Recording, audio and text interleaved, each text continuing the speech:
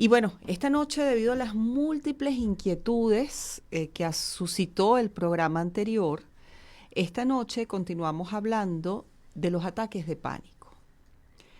Y sí, es una problemática muy pero muy actual, sobre todo entre los más jóvenes, porque está relacionado directamente con el tipo de vida que nos marca o nos impone estos tiempos que vivimos. Porque estos tiempos que vivimos están marcados, si se quiere, por ese estrés. Y óiganlo bien, es el estrés, el caldo de cultivo para que se dé este asalto o desorden emocional. Esta noche nos centraremos en dar algunas directrices técnicas de cómo superar esta condición. Sin embargo, y esto es muy importante entender, que ninguna recomendación, por más técnica que ésta sea, puede sustituir la consulta y el trabajo con un buen terapeuta que lleve cada caso, como también, obviamente, el tratamiento con un psiquiatra, porque en la mayoría de los casos de los ataques de pánico se requiere algún tipo de medicación que estabilice de cierta forma nuestra química cerebral. Y como ya es costumbre, todos los jueves en la noche, para iniciar el tema de cada programa, volvimos a hacer una serie de preguntas que nos permiten realizar un autodiagnóstico, y estas preguntas las hicimos en las redes sociales. Pero hoy podemos nuevamente repetirlas para quienes en este momento no han podido ver la publicidad del programa. Voy a leer las preguntas que realizamos de una manera lenta para que ustedes desde su casa mentalmente puedan hacer este diagnóstico personal.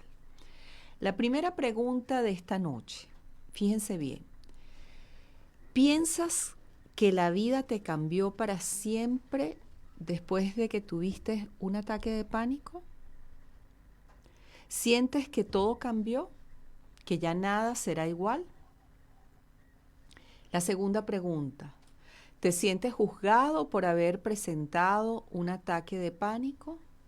¿Sientes miedo de hablar abiertamente en diferentes espacios del tema? ¿Lo consideras como una especie de tema tabú? ¿Consideras que los ataques de pánico revelan algún tipo de debilidad o fragilidad emocional? ¿Sientes que las personas que te asistieron en esa crisis o en las crisis que has tenido desvalorizaron lo que estabas sintiendo? ¿En algún momento llegaste a dudar de ti mismo?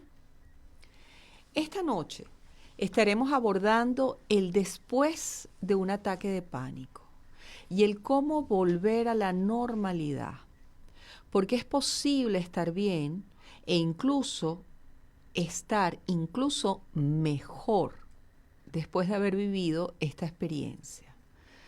Porque si se quiere, las crisis muchas veces hace que nos veamos obligados, forzados, a resolver algunos conflictos personales antiguos, viejos, olvidados, que, si se quiere, fueron socavando lentamente nuestra fuerza interna para responder a las amenazas naturales del entorno.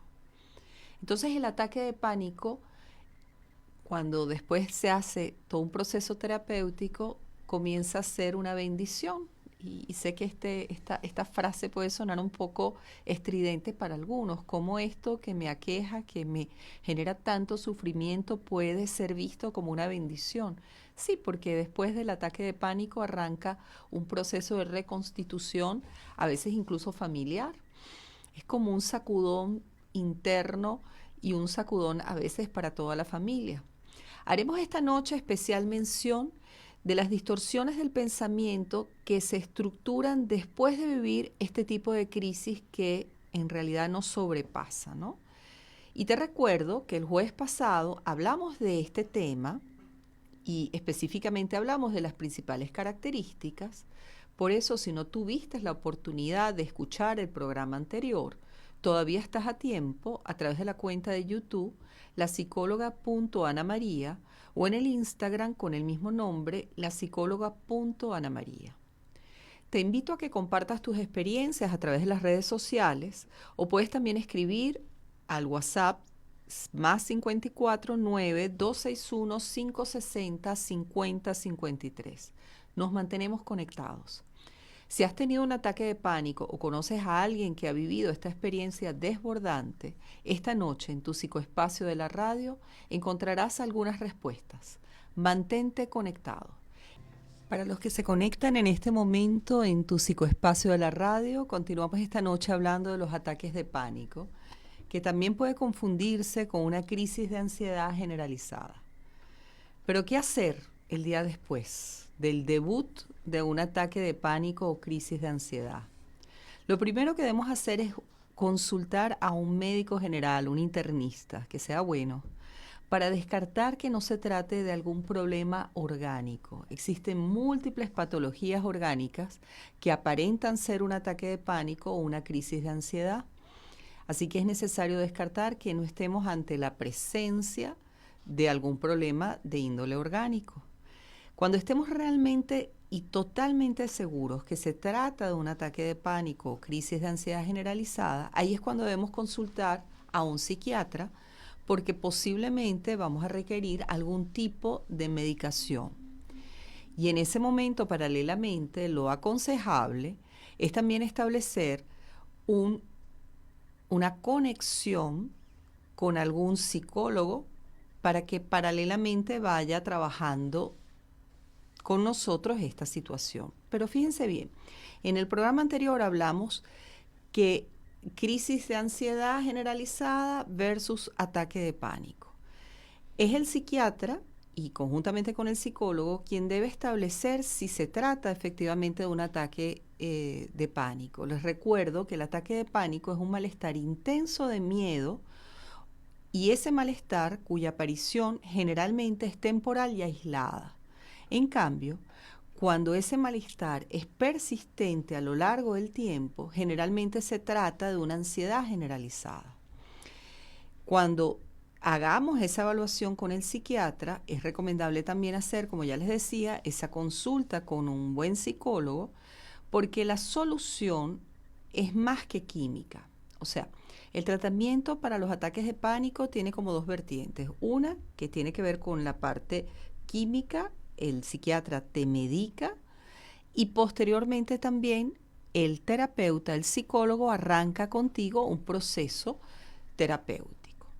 Y fíjense bien, ¿por qué hablo de un proceso? Porque lleva tiempo, no es tan rápido ese proceso de solución. Necesitamos, si se quiere, y voy a usar 3 verbos, y aquí cito a la doctora Ennis, que es conocernos, ordenarnos, para luego gobernarnos. Y fíjense bien estos 3 verbos. Conocer nuestras principales angustias y miedos. Eso es lo que vamos a hacer en terapia. Vamos a conocer nuestras principales angustias y miedos. Vamos a conocer nuestra estructura del pensamiento. Vamos a revisar cuáles son nuestros valores. Y a partir de este conocimiento profundo de nosotros mismos, es que obviamente ese proceso que incluye tu historia, es que podrás pasar a ordenar tus emociones y sobre todo tus pensamientos e identificar, y esto es lo más importante en el caso de los ataques de pánico, cuáles son las distorsiones para hacer una correcta jerarquía de valores y para finalmente poder asumir esta nueva historia e inclusive poder soñar con un futuro diferente. Es algo así como ordenar nuestra casa interna para poder estar en forma para atender adecuadamente las demandas cada vez más estresantes de la vida. Resumiendo, debido a la naturaleza externa de los síntomas, porque el ataque de pánico tiene síntomas que son evidentes, los podemos ver. Si creo que efectivamente tengo un ataque de pánico, lo primero que debo hacer es una consulta con un médico general, porque existen múltiples patologías orgánicas que aparentan ser un ataque de pánico. Después de confirmar que se trata de un ataque de pánico, ahí lo primero que tengo que hacer es consultar a un psiquiatra y paralelamente iniciar un proceso de tratamiento psicológico. Al regreso de esta breve pausa musical, estaremos hablando de cómo establecer una red de apoyo familiar para asistir adecuadamente cada crisis. Hablaremos de algunas estrategias y métodos que pueden ayudarte a aliviar el pánico e incluso a evitar estos síntomas que sientes no empeoren. Si quieres participar por las redes sociales, te recuerdo el Instagram o el Facebook, lapsicóloga.anamaria. Nos conectamos, nos oímos, nos leemos. Y seguimos hablando esta noche de ataques de pánico. Y estamos hablando en esta sección de cómo atender, cómo asistir o apoyar a una persona que transita por este evento tan inesperado que sobrepasa su capacidad de respuesta. Lo primero que tenemos que hacer, y mírenlo bien, es mantener la calma, ya que responder con angustia puede inclusive empeorar la situación. Y esta calma, porque es muy fácil decir, oye, Ana María, sí, mantén la calma. ¿Cómo voy a mantener la calma si estoy viendo esta situación que se desborda, ¿no? Si nunca he visto a esta persona expresar lo que está expresando, si nunca he visto el terror en sus ojos, porque la persona que vive el ataque de pánico es una experiencia que lo traspasa, o sea, su expresión corporal, o sea, quien está observando todo aquello genera muchísima angustia y ansiedad. Entonces, fíjense, hoy les voy a dar 2 pensamientos que pueden ayudarte a mantener esa calma, a que esa calma no sea falsa, sino que sea una calma genuina, real. Entonces, el primer pensamiento es que el ataque de pánico alcanza su máxima intensidad en minutos. Generalmente dura unos cuantos minutos. Algunos autores y algunos materiales especializados señalan de 10 minutos e inclusive menos de 10 minutos. ¿Qué significa? Que para que podamos ver su mayor intensidad, lo vamos a ver a los 10 minutos que empieza el ataque de pánico. Después de esa intensidad no va a pasar nada peor. No vamos a ver nada que sea aún peor, sino todo lo contrario. Progresivamente van a ir desapareciendo los síntomas. Entonces, esta manera de pensar te va a ayudar a mantener la calma, de decir, bueno, a ver, que venga ese palo de agua fuerte, pero sé que lo que estoy viendo no va a ser peor, sino que va a mejorar y voy a poder manejar poco a poco esta situación. ¿Bien? El segundo pensamiento. Este malestar que observo en esa persona a la cual estoy asistiendo no implica ningún peligro eminente para su salud física. Y voy a volverlo a repetir. No implica ningún peligro eminente para su salud física. No se va a morir por tener un ataque de pánico. Así me diga, me falta el aire, a menos que sea una crisis asmática. Por eso es tan importante que estés realmente seguro que se trata de un ataque de pánico. Cuando la persona en el ataque de pánico te dice, siento una opresión en el pecho, no puedo respirar, tú estás seguro en ese momento que de eso no se va a morir. Entonces, estos 2 pensamientos, estas 2 estructuras de pensamiento, te van a permitir que esa calma no sea simplemente una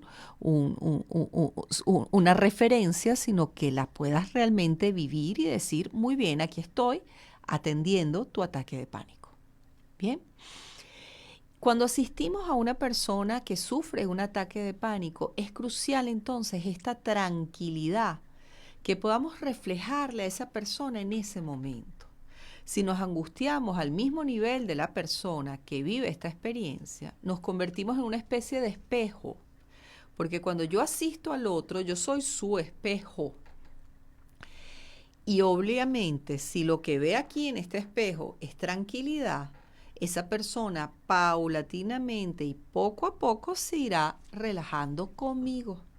Pero si lo que encuentra reflejado en ese espejo, que soy yo asistiendo a esa persona, si lo que encuentra es una angustia, esa persona no va a tranquilizarse, sino todo lo contrario, va a angustiarse aún más. Entonces, lo primero que tenemos que saber es, debemos mantener la calma. Bien, esa es la primera herramienta. Como segunda herramienta, fíjense bien, y esta es genial, es la conversación. Algo tan simple como la conversación. Partimos de la siguiente premisa. ¿Por qué la conversación? Fíjense, si el ataque de pánico es una respuesta fisiológica producto de una distorsión del pensamiento, es decir, la persona tiene una distorsión del pensamiento que generó esta respuesta fisiológica exacerbada, necesitamos que ese cerebro que está en crisis se desenfoque de esa distorsión y la mejor forma es conversando, porque resulta que no podemos hacer dos cosas a la vez. Entonces, cuando tú conversas con alguien, lo sacas del lugar en donde se encuentra. Si logro que esa persona me responda algunas preguntas simples, estaré distrayéndola de los síntomas externos que tanto ella como tú están viendo. Y poco a poco, sin darse cuenta, podrán paulatinamente controlar la respiración y controlar todos los síntomas externos evidentes. Es importante en ese momento del ataque preguntar a esa persona si necesita de nuestra ayuda, en lugar de asumir que nos necesita. Y es muy importante ese respeto en el momento de que la persona está teniendo el ataque, de tal manera que esa persona no se sienta invadida por nosotros. Después de preguntar si esa persona cree que está teniendo un ataque, porque es necesario confirmar, ¿estás teniendo un ataque de pánico? Ahí es muy importante preguntar y hacer referencia a si ha tenido otros ataques anteriores, porque eso me va a permitir que esa persona recuerde la forma como se recuperó. Y si esa persona ha tenido otros ataques de pánico, es muy positivo incluso decirle, ya tienes la experiencia, ya sabes que de esto sales. O sea, ese simple mensaje, ¿no?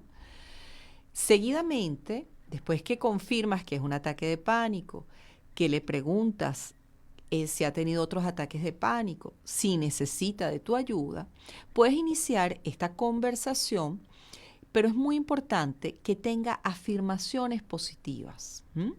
Puedes buscar algún tema interesante que consideres que puede ser importante. Si conoces a esa persona, buenísimo, porque puedes saber qué tema le llama la atención. La idea es que esa persona piense, y vuelvo a repetirlo, en otra cosa diferente a lo que está sucediendo, que se desenfoque del ataque de pánico.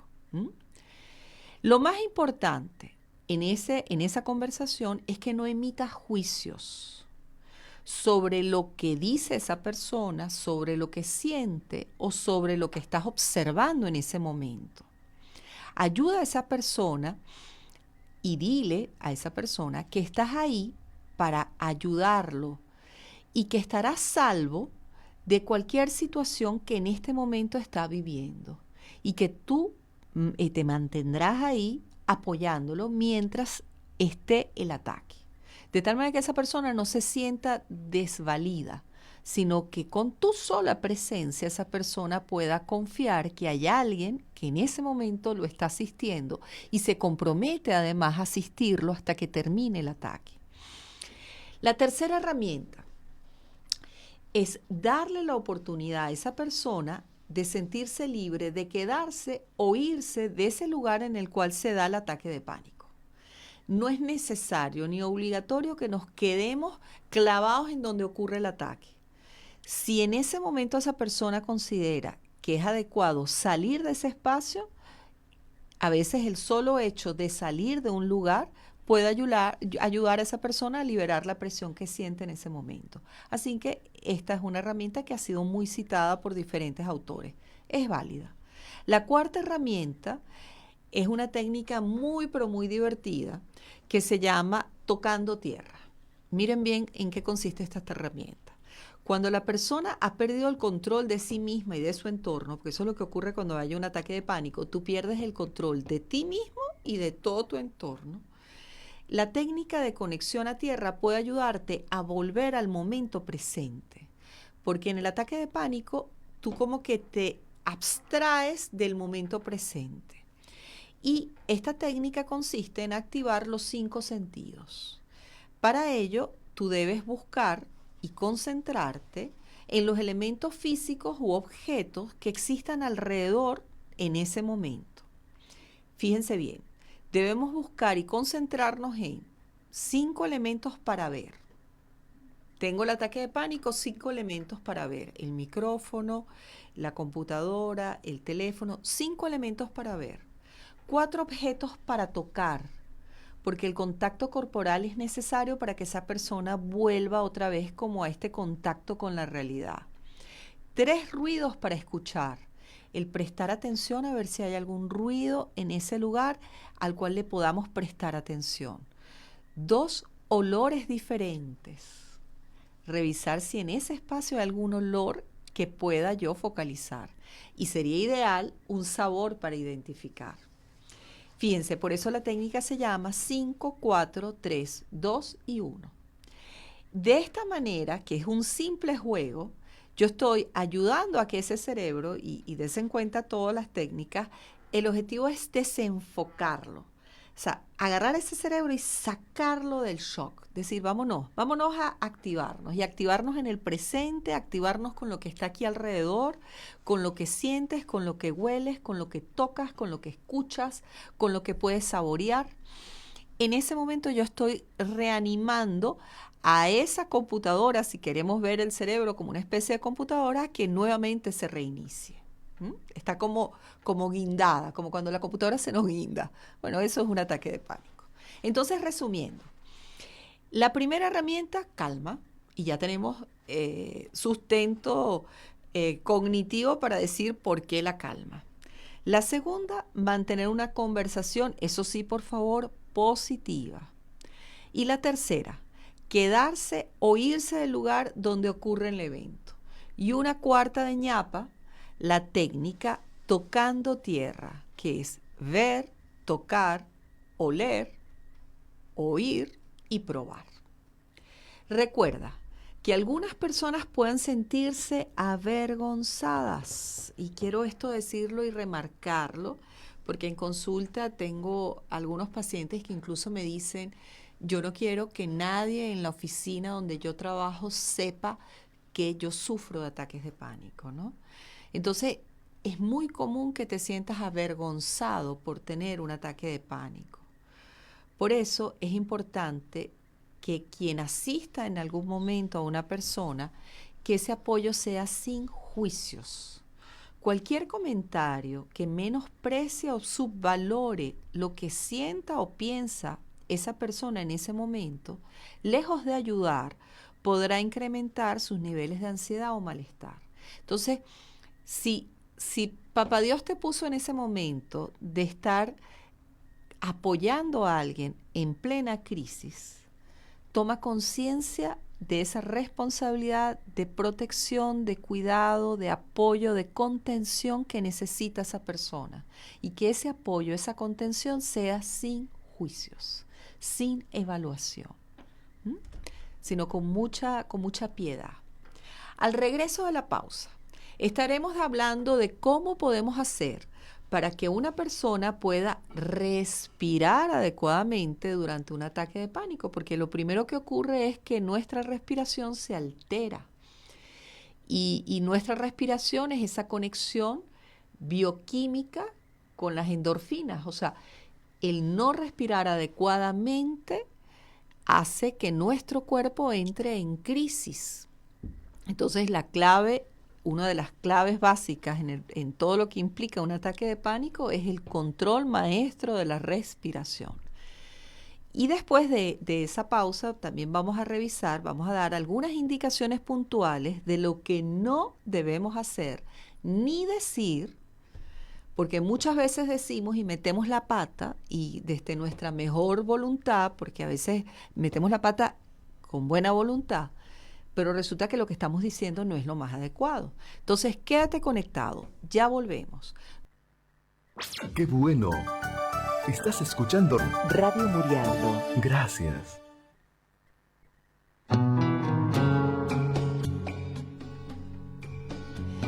Y seguimos hablando esta noche de la ansiedad y más específicamente de los ataques de pánico. Nos quedamos con una pregunta en el aire. ¿Cómo podemos hacer para que una persona pueda respirar adecuadamente durante un ataque de pánico?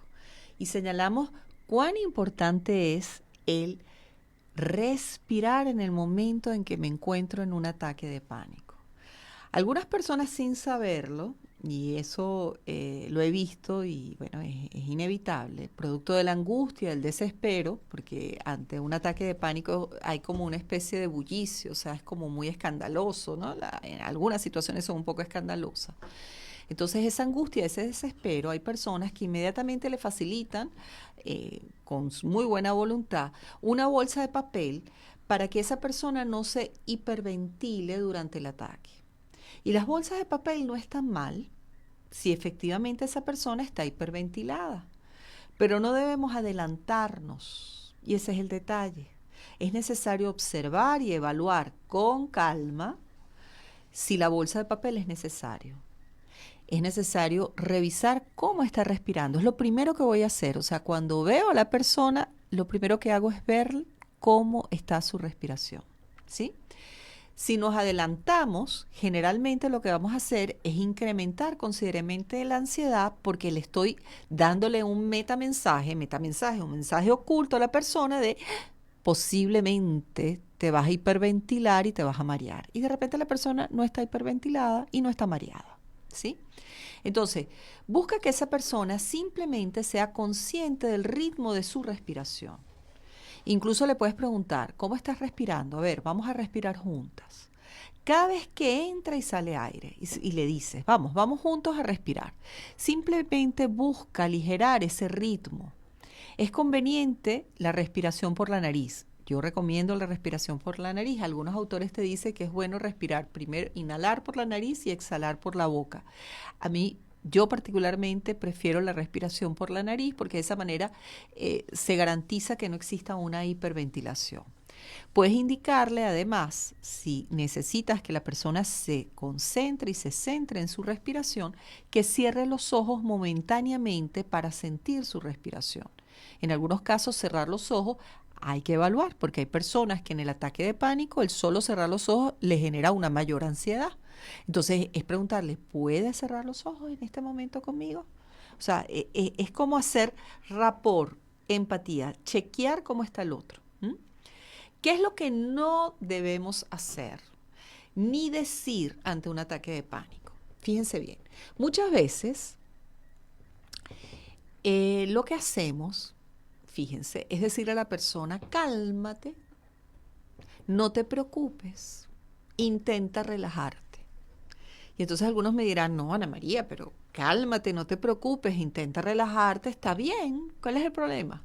Fíjense, simplemente estos comentarios podrían empeorar la situación, porque la persona realmente no puede responder a esa indicación que tú le das. Esa persona está inhabilitada para calmarse o relajarse, porque ha perdido el control de sí mismo y de su entorno.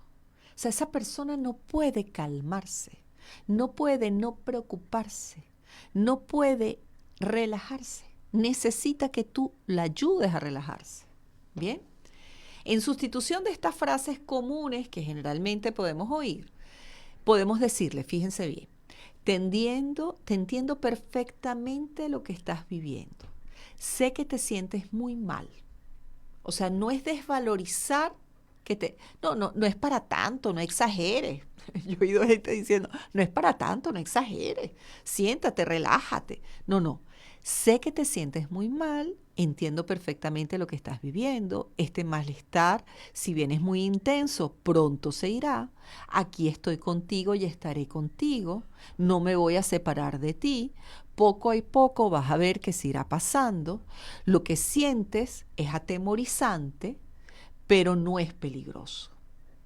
O sea, fíjense el mensaje, no estoy deslegitimando, no te estoy diciendo que esto que estás viviendo, tú estás loca, que eso no, eso es mentira, no. Te estoy confirmando que lo que estás viviendo es atemorizante, que lo que estás viviendo es angustiante, sin embargo va a pasar y aquí estoy para apoyarte.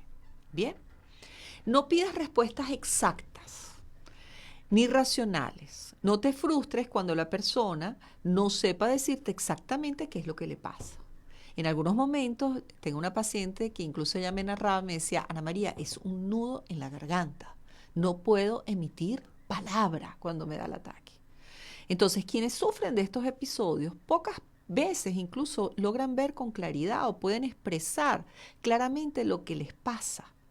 La sensación de miedo es tan repentina y irracional que quien la está experimentando está tan sorprendido como tú. Entonces, no pidas respuestas exactas.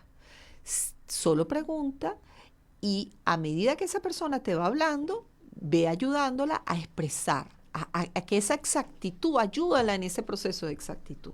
Pero no le exijas, dime exactamente qué es lo que te pasa.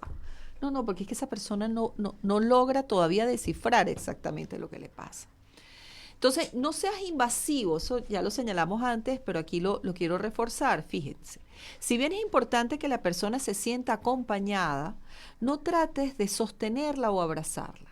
Algunas personas piensan que cuando hay un ataque de pánico es bueno abrazar o contener a la persona.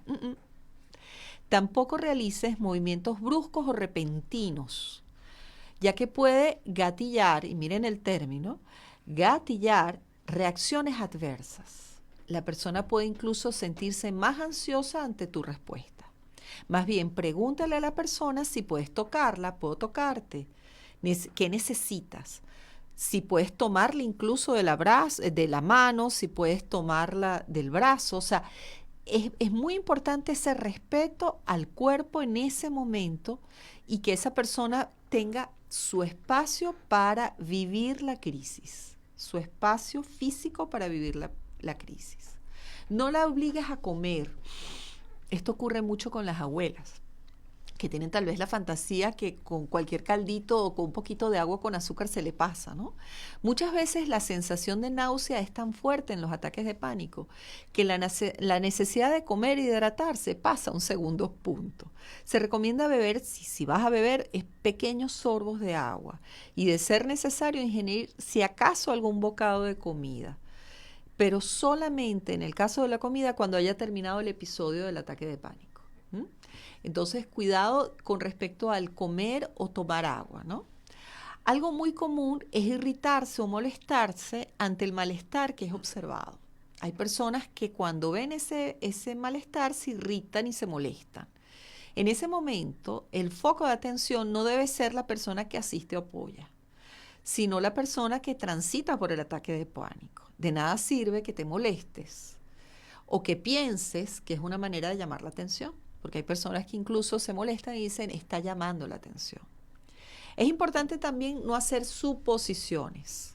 Es necesario preguntar a la persona en qué puedo ayudarte, ya lo hemos dicho. Es necesario que la persona sienta que puede recurrir a sus propios recursos a la hora de un ataque de pánico.